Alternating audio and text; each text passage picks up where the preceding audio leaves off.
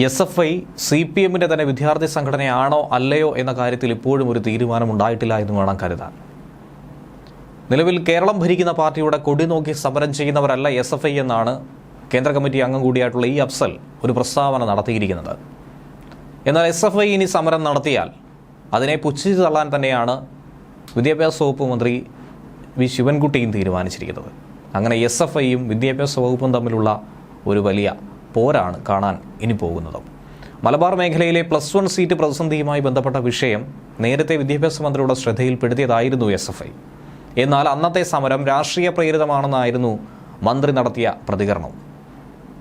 എന്നാൽ ഇന്ന് SFI തന്നെ നേരിട്ട് വിദ്യാഭ്യാസ വകുപ്പിനെതിരെ സമരം നടത്താൻ തീരുമാനിച്ചിരിക്കുകയാണ്. ഇല്ലെങ്കിൽ വിദ്യാർത്ഥി സംഘടന എന്ന് പറയാൻ പോലും യോഗ്യതയില്ലാത്ത അവസ്ഥയിലേക്ക് എത്തിപ്പോകുമെന്നുള്ള തിരിച്ചറിവാണ് ഉണ്ടായത്. പക്ഷേ SFI അങ്ങനെ നടത്തുന്ന ആ പ്രതിഷേധത്തെ പരിഹസിക്കുന്ന നിലപാടാണ് വിദ്യാഭ്യാസ വകുപ്പ് മന്ത്രിയും സ്വീകരിച്ചത്. SFIയുടെ ഈ സമരത്തെ പരിഹസിച്ച് ശിവൻകുട്ടി രംഗത്ത് വന്നതോടാണ് കാര്യങ്ങൾ ഏറെ വിവാദമായതും. കുറേ നാളായി സമരം ചെയ്യാതിരിക്കുന്നവരല്ലേ ഉഷാറായി വരട്ടെ എന്നാണ് അദ്ദേഹം ഈ സമരത്തിന് മറുപടി നൽകിയത്. അവർ എന്താണ് മനസ്സിലാക്കിയതെന്ന് അറിയില്ല എന്നും അത് തെറ്റിദ്ധാരണയായിരിക്കാമെന്നുമാണ് മന്ത്രിയും വ്യക്തമാക്കുന്നത്. +1 സീറ്റ് പ്രതിസന്ധി പരിഹരിക്കണമെന്നാവശ്യപ്പെട്ട് SFIയും സമരരംഗത്തേക്ക് ഇറങ്ങിയിരുന്നു. മലപ്പുറം കളക്ടറേറ്റിലേക്ക് ഇന്ന് നടത്തിയ മാർച്ച് സംസ്ഥാന ജോയിന്റ് സെക്രട്ടറി അഫ്സലാണ് ഉദ്ഘാടനം ചെയ്തത്. അതിനുശേഷമാണ് ഇങ്ങനെയുള്ള കാര്യങ്ങൾ തുറന്നു പറഞ്ഞത്. ഇടതുപക്ഷ സർക്കാരിൽ നിന്നും വിദ്യാർത്ഥി വിരുദ്ധ സമീപനം ഉണ്ടാകാത്തത് കൊണ്ടാണ് ഇതുവരെ തങ്ങൾക്ക് സമരം ചെയ്യാൻ അവസരമുണ്ടാകാത്തത്. പക്ഷേ ഇപ്പോൾ അതിന് എതിരായ സംഭവം ഉണ്ടായി എന്ന് SFI തന്നെ തുറന്നു പറയുന്നു. ജില്ലയിലെ +1 സീറ്റ് പ്രതിസന്ധി ഉടൻ പരിഹരിക്കുമെന്നും തങ്ങൾക്ക് ഉറപ്പ് വേണമെന്നാണ് ആവശ്യപ്പെട്ടിരിക്കുന്നത്. ഉടൻ തന്നെ അത് പരിഹരിക്കാനുള്ള നീക്കങ്ങൾ നടത്തണം.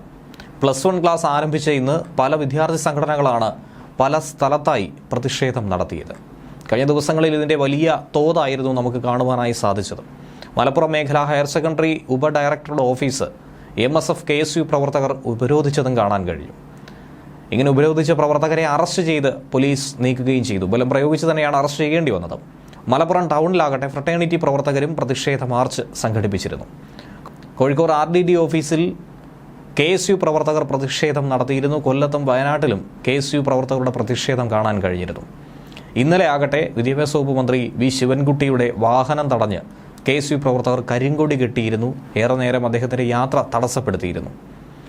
ഇന്നലെ സത്യപ്രതിജ്ഞാ ചടങ്ങിൽ രാജ്ഭവനിലേക്ക് പോകാൻ മന്ത്രി ഔദ്യോഗിക വസതിയിൽ നിന്നും പുറത്തിറങ്ങിയപ്പോഴായിരുന്നു ഈ സംഭവം.